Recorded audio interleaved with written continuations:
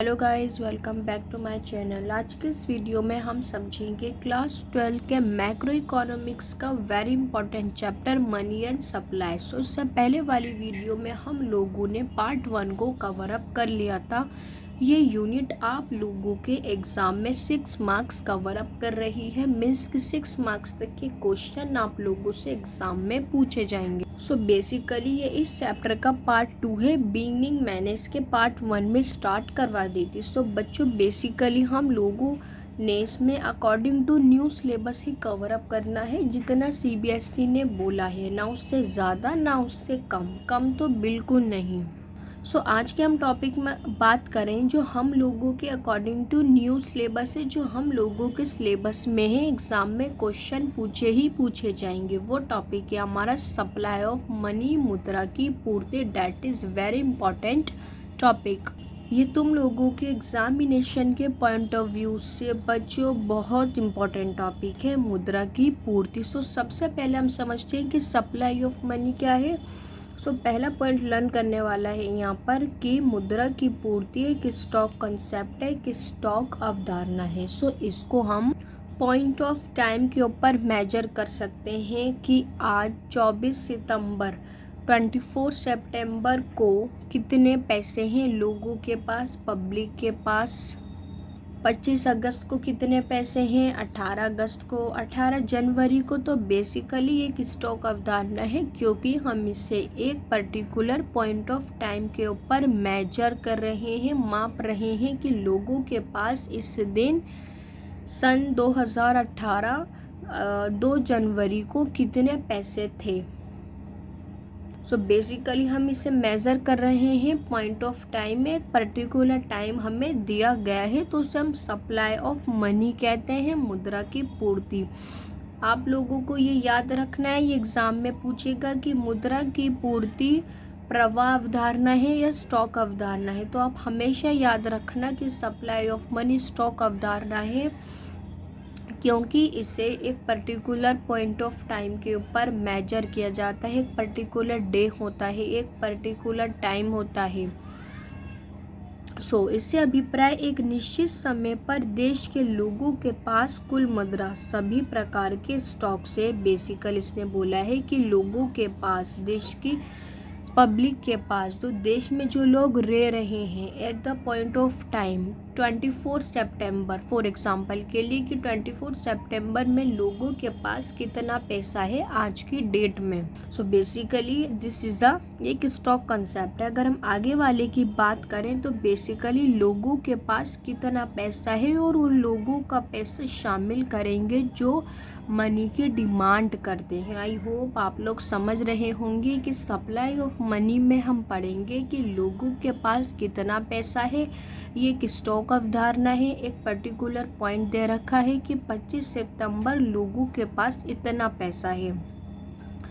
और उसके अलावा हम समझेंगे कि सप्लाई ऑफ मनी में किन का पैसा शामिल किया जाता है। तो ध्यान से सुनना है ये वाला टॉपिक, कि उन लोगों के पैसे को शामिल करेंगे जो मुद्रा की डिमांड करते हैं। किन के पैसे को शामिल करेंगे, जो मुद्रा की डिमांड करते हैं, जो मनी की डिमांड करते हैं, मांग करते हैं। और किन का पैसा हम शामिल नहीं करेंगे सप्लाई ऑफ मनी में, सरकार के पास जो स्टॉक है, पहला हमारे देश की गवर्नमेंट के पास जो पैसा है उसे हम मुद्रा सप्लाई के अंदर शामिल नहीं करेंगे। और ना ही हम देश के बैंकों के पास जो मुद्रा का स्टॉक है उनके पैसे को भी शामिल नहीं करना है। याद रखना है ये पॉइंट तुम लोगों को, वेरी इंपॉर्टेंट पॉइंट है कि क्या शामिल नहीं करना है। पहला जो सरकार के पास पैसा है उसको मनी ऑफ सप्लाई में शामिल नहीं किया जाएगा। दूसरा हमारे बैंकों के पास जो पैसा है उनके पैसे को भी शामिल नहीं किया जाएगा सप्लाई ऑफ मनी। यहाँ ध्यान देने वाली बात है कि मैं यहाँ नहीं बोल रही हूँ, नहीं का मतलब जो शामिल नहीं किया जाएगा। क्यों नहीं शामिल किया जाएगा, क्योंकि जो देश की गवर्नमेंट होती है और जो बैंक होते हैं, ये बैंक के, ये मनी के सप्लायर्स होते हैं। बेसिकली ये मुद्रा की पूर्ति करने वाले होते हैं। ये लोग कौन होते हैं, पहला गवर्नमेंट और दूसरा बैंक। ये लोग कौन होते हैं, जो मनी सप्लायर होते हैं, जो मुद्रा की पूर्ति करते हैं, मनी की सप्लाई करते हैं। सो जो लोग मनी की सप्लाई करते हैं, मुद्रा की पूर्ति करते हैं, कौन लोग? पहला सरकार और दूसरा बैंक। तो उन लोगों के पैसे को आप लोग मुद्रा की पूर्ति के अंदर या देश में मुद्रा की पूर्ति के अंदर शामिल नहीं करोगे। केवल उसी पैसे को शामिल किया जाएगा जो लोगों के डिमांड कर रहे हैं, जो लोग पैसे की डिमांड कर रहे हैं, मनी की डिमांड कर रहे हैं। लाइक तुम और हम, लाइक हम लोग हो गए या आप लोग हो गए। तो हम लोग और आप लोग, हम लोग कॉमन लोग हैं जो मनी की डिमांड करते हैं, मांग की डिमांड करते हैं। सो आई होप ये कंसेप्ट आप लोग बहुत अच्छे से याद रखोगे कि सप्लाई ऑफ मनी में किसका पैसा शामिल किया जाता है? आम लोगों का, जनता जनार्दन का पैसा शामिल किया जाता है, जो लोग मुद्रा की, मनी की डिमांड करते हैं। और किनका पैसा शामिल नहीं किया जाता? जो लोग मुद्रा की सप्लाई करते हैं, मुद्रा की पूर्ति करते हैं। मुद्रा की पूर्ति कौन करता है? सरकार। पहला हमारे देश की गवर्नमेंट और दूसरा बैंकिंग सिस्टम, मीन्स कि हमारे बैंक। तो इन लोगों के पैसे को देश के, जनता के लोगों के पैसे में शामिल नहीं किया जाएगा। सो आप लोगों को ये पॉइंट बहुत अच्छे से ध्यान रखने, क्योंकि वो एग्ज़ाम में पूछेगा कि किन के पैसे शामिल किए जाएंगे, या वो ये पूछ लेगा कि किन के पैसे शामिल किए जाएंगे। सो आप लोगों को दोनों ही बातें बहुत अच्छे से पता होनी चाहिए। सो हमारा यहाँ से कंप्लीट होता है मुद्रा की पूर्ति, सप्लाई ऑफ मनी का टॉपिक। सो बच्चों, आप लोग ये लिख करके याद करो। मैं हमेशा कहती हूँ कि देखने से नहीं होगा। आप लोग वीडियो को पॉज करो, पॉइंट बनाओ और उन्हें एक्सप्लेन करना शुरू करो। यहाँ पे पॉइंट्स में लिखो कि मुद्रा की पूर्ति में क्या, किन का पैसा शामिल नहीं किया जाएगा। फिर मुद्रा की पूर्ति में किन का पैसा शामिल किया जाएगा। मुद्रा एक कैसा कंसेप्ट है? फ्लो कंसेप्ट है, स्टॉक अवधारणा का। अगर वो स्टॉक अवधारणा का है तो क्यों है? सो आप एक रजिस्टर उठाओ और उसे फटाफट से हेडिंग डालो और एक्सप्लेन करना शुरू कर दो। बस आप लोगों को लिखना है। फिर चाहे आप कमेंट सेक्शन में लिखो या अपने रजिस्टर पर लिखो, लिखना आप लोगों को ही है, करना आप लोगों को ही है, लर्न आप लोगों को ही करना है, समझ करके करना है, बहुत अच्छे से करना है। सो हमारा यहाँ से फिनिश होता है सप्लाई ऑफ मनी, मुद्रा की पूर्ति। सो बच्चों, यहाँ से हमारा शुरू होता है moving to the next topic, that is M1। M1 का माप, मेजरमेंट। आप लोगों को अपने सिलेबस में जो बच्चे 2022 से 23 वाले सेशन की बैच है, उन बच्चों के लिए CBSE ने गाइडलाइन दी है कि हम इसमें सिर्फ M1 को ही पढ़ना है, M1 का माप ही पढ़ना है। बाकी M2, M3, M4 आप लोगों से एग्ज़ाम में नहीं पूछा जाएगा, बट M1 आप लोगों को कंप्लीट कवर अप करना है, उसमें से क्वेश्चन आएंगे। अगर कोई आप लोगों के स्कूल में टीचर M2, 3 और 4 पढ़ाता है तो बच्चों बहुत अच्छी बात है, वो आप लोगों की नॉलेज के लिए है। आप लोगों को M2, M3, M4 को भी ध्यान रखना है। अगर कोई टीचर आप लोगों को स्कूल में पढ़ाता है तो बहुत अच्छी बात है, बट इस वीडियो में हम वहीं तक कवर करेंगे जहाँ तक आप लोगों के CBSE ने गाइडलाइन दी है, जहाँ तक का सिलेबस बोला है, दैट इज M1। तो हम M1 को कवर अप करते हैं। तो M1 के अनुसार मुद्रा पूर्ति में निम्नलिखित घटक शामिल हो। सो बच्चों, सबसे पहले हम देखते हैं कि M1 में क्या शामिल किया जाता है। CC plus DD plus OD। अभी CC क्या है? जो जनता के पास करेंसी है। करेंसी किस फॉर्म में होगी? वो पेपर के फॉर्म में हो सकती है, वो कॉइन के फॉर्म में भी हो सकती है। जो जनता जनार्दन, मीन्स कि हमारे देश की जनता जो मांग करेगी, मांग जमाए होगा, वो डिमांड डिपॉजिट होगा। मीन्स कि हम कभी भी बैंक में जा कर के अपने पैसे को डिपॉजिट करवा सकते हैं, कभी भी जा कर के। एंड प्लस रिजर्व बैंक के पास अन्य जमाएं, जिसे OD कहते हैं। इसको हम बहुत अच्छे से कवर अप करें कि रिजर्व बैंक के पास और कौन कौन सी जमाएं होती हैं मांग जमाओं के अलावा। सो आप लोग फटाफट से फॉर्मूला याद करो। M1 का क्या फॉर्मूला है? जनता के पास करेंसी जो नोट के फॉर्म में होगी, जो कॉइन के फॉर्म में होगी, CC प्लस मांग जमाएं, जो हम लोग, जनता जनार्दन, लाइक हम लोग, आप लोग, जो हम डिमांड करेंगे, डिपॉजिट करेंगे, डिमांड डिपॉजिट मांग जमाएं, प्लस RBI के पास जो अन्य जमाएं होंगी मांग जमाओं को छोड़ करके। एक्सप्लेन भी कर रखा है कि C से अभी जनता के पास करेंसी है, वो करेंसी जो है वो सिक्कों के रूप में हो सकती है, लाइक कॉइन के रूप में, कॉइन्स के रूप में हो सकती है, और कागजी नोट के रूप में, लाइक पेपर ऑफ नोट्स के रूप में भी हो सकती है। अगर हम डीडी की बात करें तो वो जनता की जमा है, डेट इज डिमांड डिपॉजिट, जो वाणिज्यिक बैंक में जमा होती है। लाइक आप लोगों के बैंक होंगे, सो उसमें आप लोग कभी भी जा कर के डिमांड डिपॉजिट कर सकते हो, अपने पैसे को कभी भी डिपॉजिट जमा करवा सकते हो, और जब चाहो आप लोग उसे निकलवा सकते हो। बट इसमें रूल होते हैं, लाइक करंट अकाउंट का और सेविंग अकाउंट का अलग अलग रूल होता है, तो वो आप लोगों को थोड़ा देखना होगा। बट आप लोगों के सिलेबस में से डिमांड डिपॉजिट बोला है, तो हम इसमें पैसे कभी भी निकलवा सकते हैं जमाओं को मांगने पर।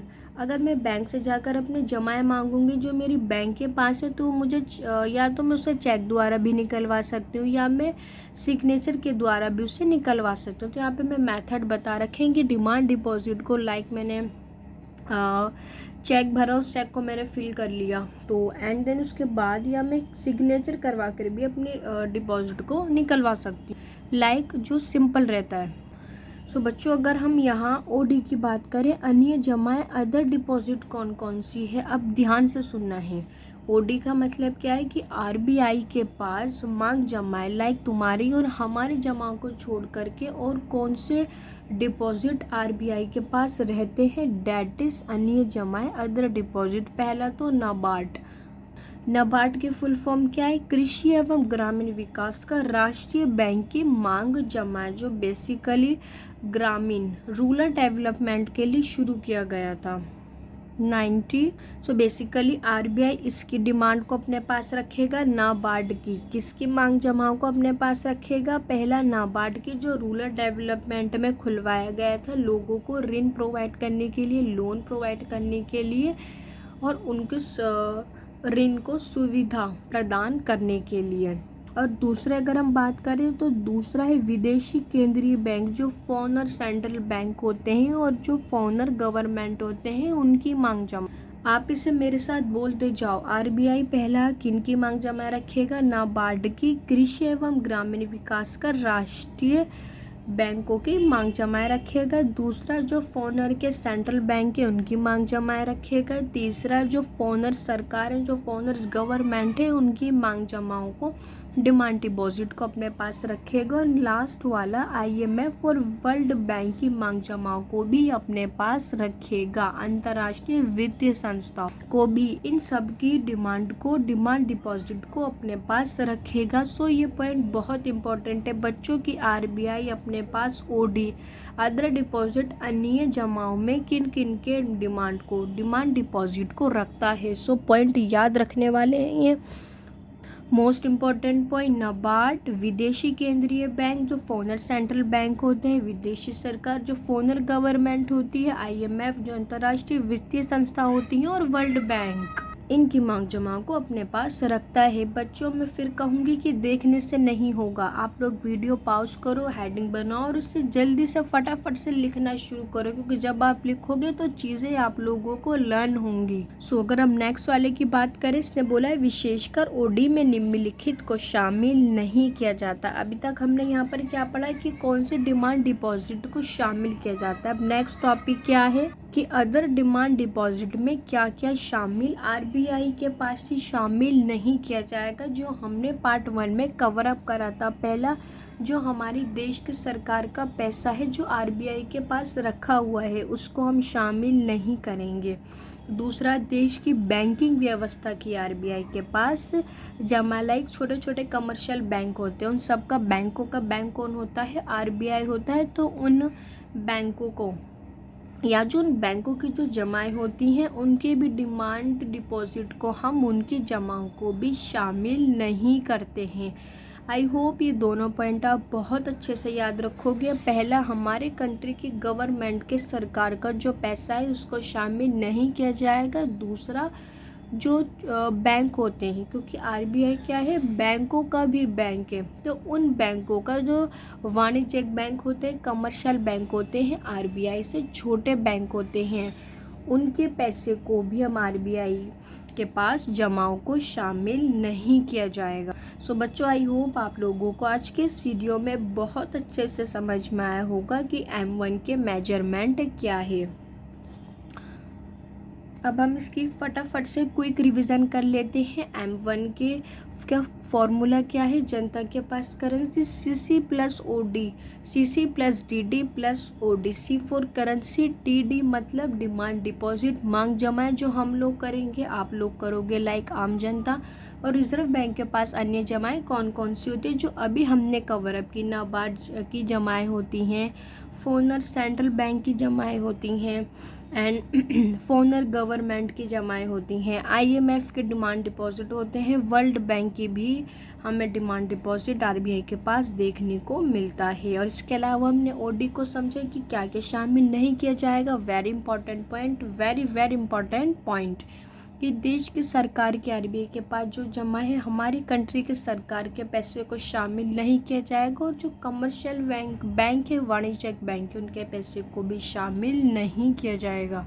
सो बच्चों, आई होप आप लोगों को आज के इस वीडियो में ये बहुत अच्छे से समझ में आया होगा, मुद्रा की पूर्ति का कंसेप्ट एंड M1 का माप। सो बच्चों, मिलते हैं नेक्स्ट वाली वीडियो में जिसमें हम इसके आगे के टॉपिक को कवर अप करेंगे और अपने 6 मार्क को पक्के कर लेंगे ताकि हम एग्जाम में सभी क्वेश्चन का आंसर इजली तरीके से दे पाए। सो मिलते हैं नेक्स्ट वाली वीडियो में, जब तक के लिए गुड बाय।